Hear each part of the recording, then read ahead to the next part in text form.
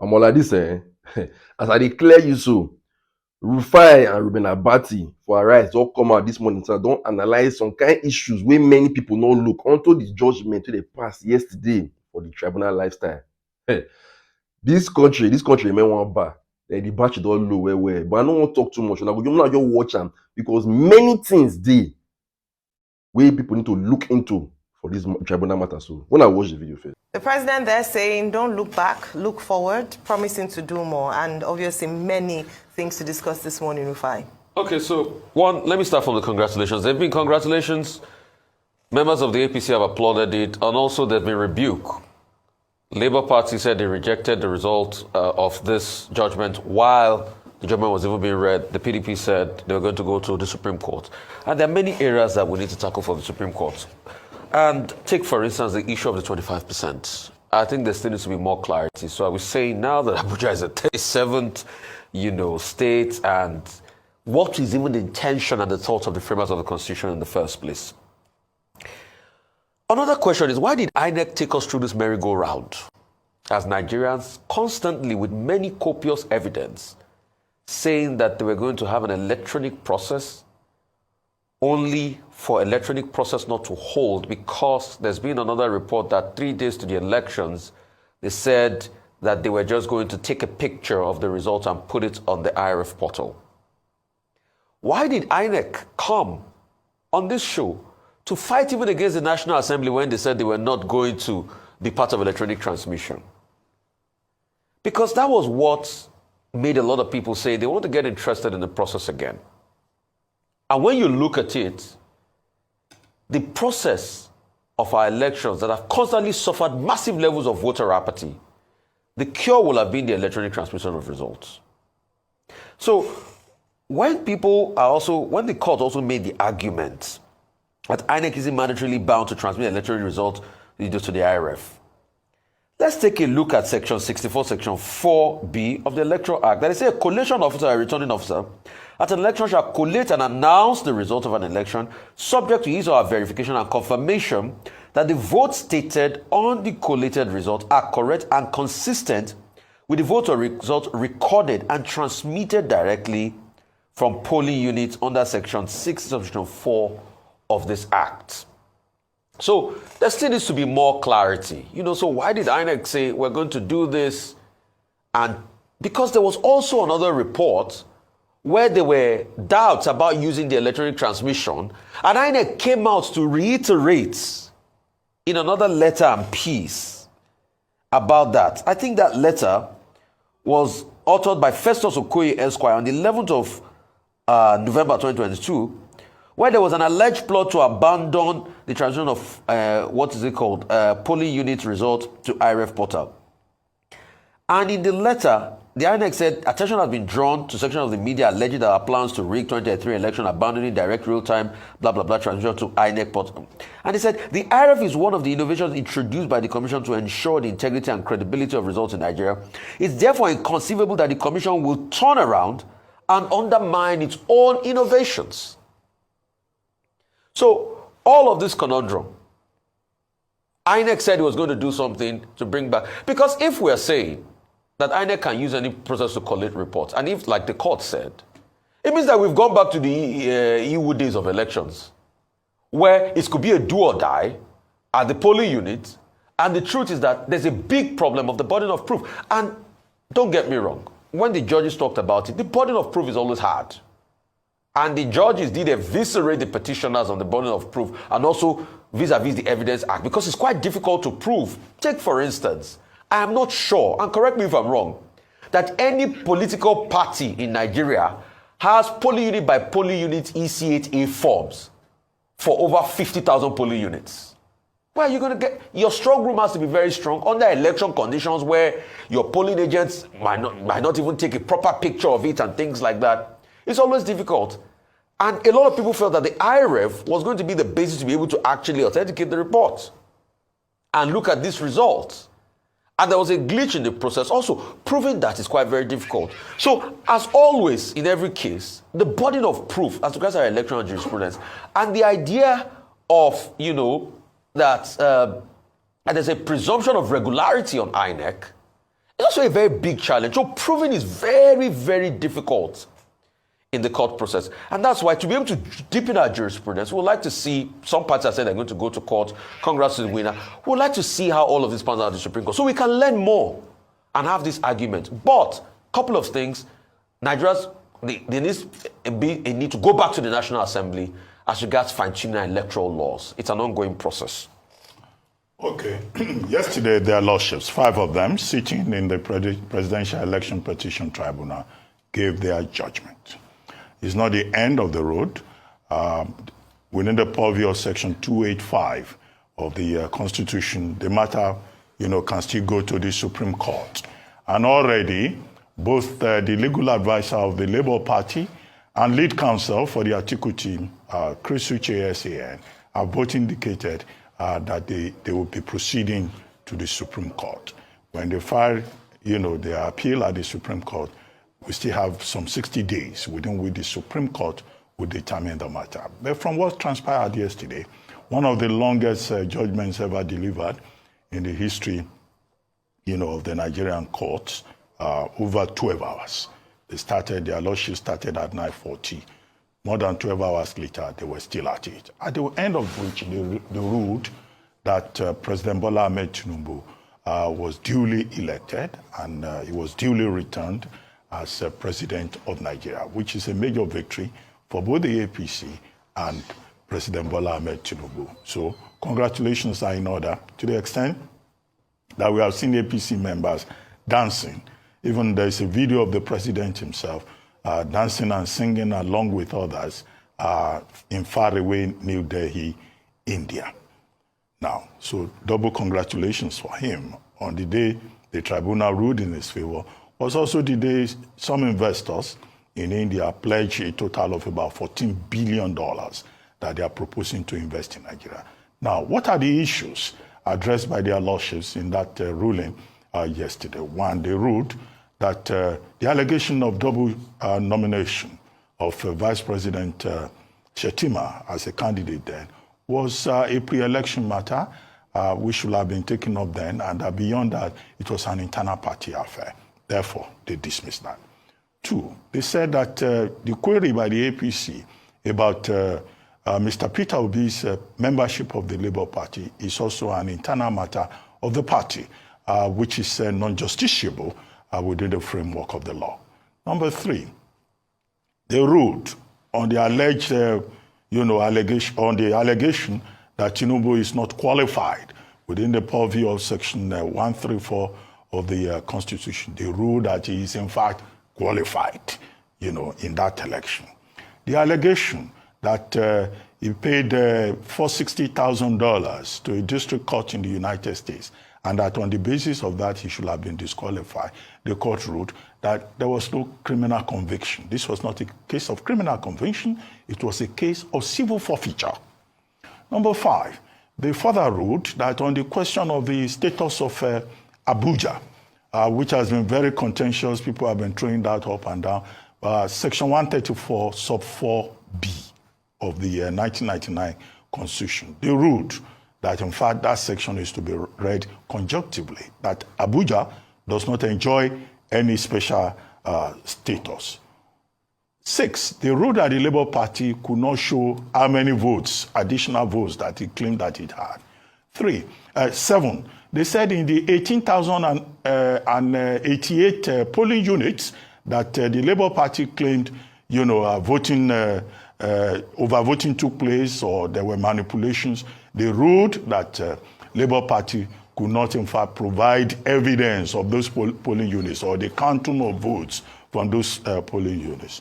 Number eight, on the allegation of dual citizenship on the part of candidate of the APC, Bola Ahmed Tinubu, they also ruled that, in fact, the PDP and Atiku Abubakar, who brought that matter, was trying to smuggle in evidence that was not originally filed, and that the PDP and Atiku Abubakar were trying to be clever by half by trying to smuggle that in. So on the whole, they ruled, their lordships ruled that the petition by the three parties, the APM, the Labour Party, the PDP lacked merit.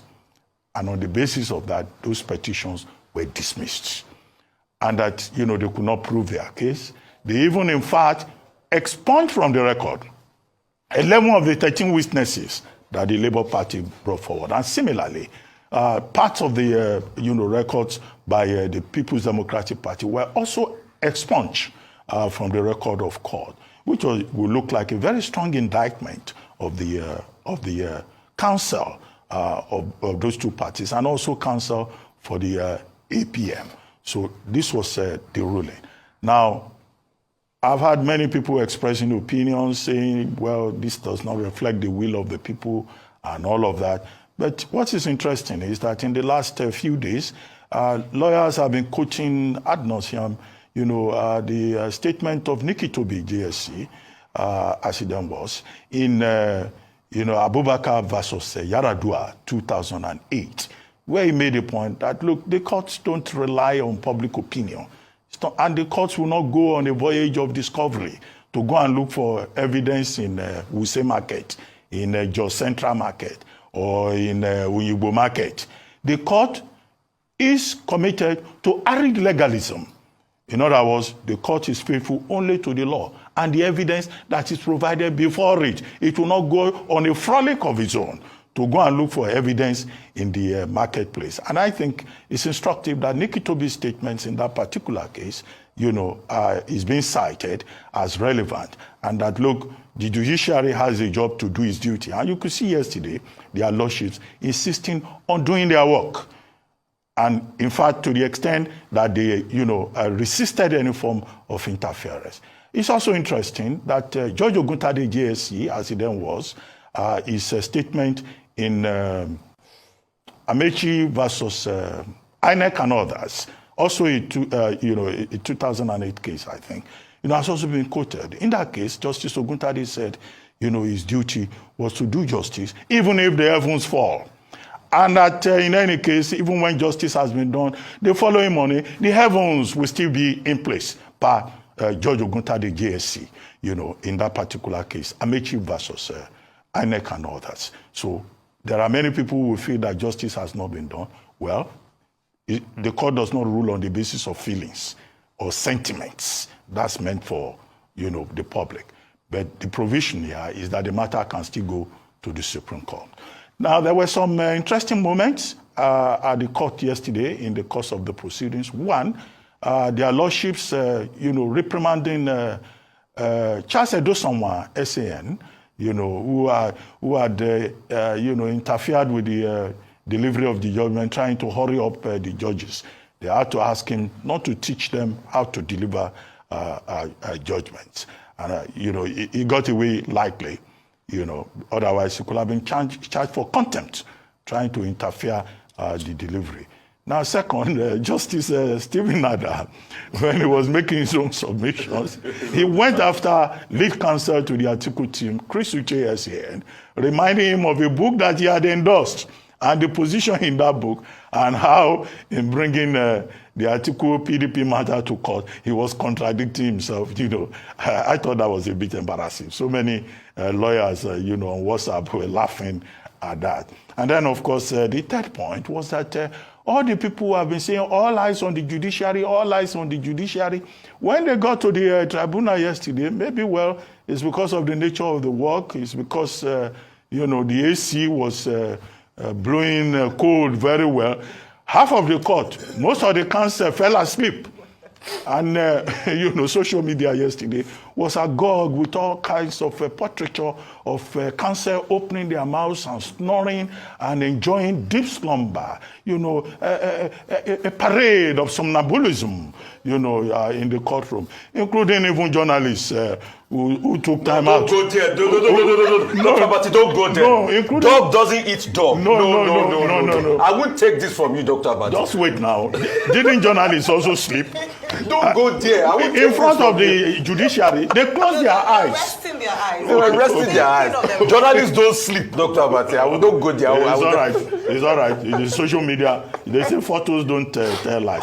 But in any case, it was a very detailed, very comprehensive ruling, almost unassailable, if you ask me. But in any case, the petitioners have said when they get the certified true copy of the ruling, they would proceed to the Supreme Court that will have a final say. Well, it is for the council, affected council, to identify the issues that they would take up. But in any case, there were so many dignitaries in court, the APC chairman, the Labour Party chairman, some governors were there, governor of Ekiti, former governor of Yobe, governor of Kogi State. It was well attended. Some actors were even there. I thought I saw Zakoji there. I saw Yule Dochie there. And then outside the court, you had some characters staging a drama of their own. Quite a special moment in the trajectory of the 2023 general elections. But as I said, the parties involved say they still want to go to the Supreme Court. And it will be interesting to see what the Supreme Court will rule on the basis of some of the issues that they may want to further contend. Well, it had been described even prior to the ruling yesterday as an epochal moment for Nigeria and Nigerians. And that's what we witnessed with the judgment delivery of over 13 hours, a number of people glued to their TV screens or their devices, depending on what platform they were watching, and almost every word delivered by each of the justices who had read the judgment yesterday being eaten by not just journalists or people who were going to report, but Nigerians who had taken a keen interest in this particular case. What had been suspected was that there might be some upheavals, some surprises here and there. However, the verdict is that there were not many major surprises, especially depending on what part of the divide you stand. But a few things and a few questions that rose following yesterday's judgment by the judges is this. Number one, is Abuja now seen as a 37th state? As I had mentioned earlier on, this brought up a number of questions, and perhaps if the case is taken to the Supreme Court as asserted by the petitioners, then it would be something curious to delve into a bit deeper, especially what the implications would be outside of election matters. So then the question would rise as to Abuja, the FCT now being regarded as equal with other 36 states of the Federation. Would there be an implication for how it is run, governance in Abuja, other aspects like that? So those are some of the questions and debates that have gone on since yesterday. Second is the issue around the electronic transmission of results, especially BVAS, and that's being not being admitted in terms of saying it's discretionary on the part of INEC. If this were discretionary, then 105 billion that was allocated or spent on acquiring BVAS would then begin to question as to how important in putting or investing such an amount of money. Don't forget that following the Electoral Act, one of the things that a number of people have said, and even INEC themselves had reiterated, was that BVAS was the game changer. This was going to make the big difference between this particular election and previous elections that had been held or curated in Nigeria in the past. However, the court rules, following their interpretation of the Constitution and the Act, that BVAS is not compulsory but at the discretion of INEC, then it changes the game. And then perhaps it would even mean that, and has been already said by a number of lawyers, analysts, that there are a few parts of that Act that still need to be revisited, and there are a few broad or perhaps not very specific items in that particular Act. And so it's still a work in progress, and it might still be revisited. Again, going to some of the reactions by Nigerians, a few people who felt disgruntled, even the petitioners who didn't feel like the judgment by the courts reflected the will of Nigerians or was in this case fair to their defense, then it would mean as well that we need to look at the issue of judgments, the timeline of judgments given, especially in an election matter. This is an opportunity for us to raise that case again for judgments, especially tribunals, election tribunals, wrapping up or rounding off before the swearing in of the president, for instance. Because yesterday, as was said, the president was going on a matter of governance whilst his case was being decided here in Nigeria. And it's quite difficult, even with the courts, to begin to overturn or to overrule the election of a president who has spent 100 days in office, who has consolidated in many parts himself as president, who now, at least for the last part, is responsible for the remuneration, at least the office of the executive, of the judiciary. It's quite difficult in that instance to begin to upturn or cause an upheaval in the nation or perhaps in governance in the nation. It's quite difficult. And so this presents an opportunity to revisit that again, that perhaps the 180 days allocated for the deciding of presidential election petition matters is not adequate. It's not reflective. It doesn't work. And again, just to mention that the burden of proof is on the petitioners. And oftentimes, no matter how much we feel, oh, this ought to be this way, it has to be this, we can see it's glaring, we all saw what's happened. At the end of the day, the justices have to go by the Constitution, by evidence is presented before it. And so it might not favor popular opinion, but the lengthy judgments given by the justices yesterday, especially with each item taken one after the other and explained, demonstrates that to a very large extent, it is according to what the lawyers have brought. Again, if it goes on to the Supreme Court, it would be interesting to see, because they're not going to present any new evidences, no new evidence will be admitted. It will just be a review, a judicial review of the judgments given yesterday by the Court of Appeal. A number of options now available to the petitioners. Some, I don't know if, the PDP camp have categorically said that they would go on to the Supreme Court. The Labour Party, on the other hand, has only said that they reject the judgment, but they would explore options. They haven't said exactly if they will pursue this up onto the Supreme Court based on the judgment that was given yesterday. The drama still unfolds and will continue to bring updates. In the course of today's show, we're going to be analyzing even more yesterday's judgment.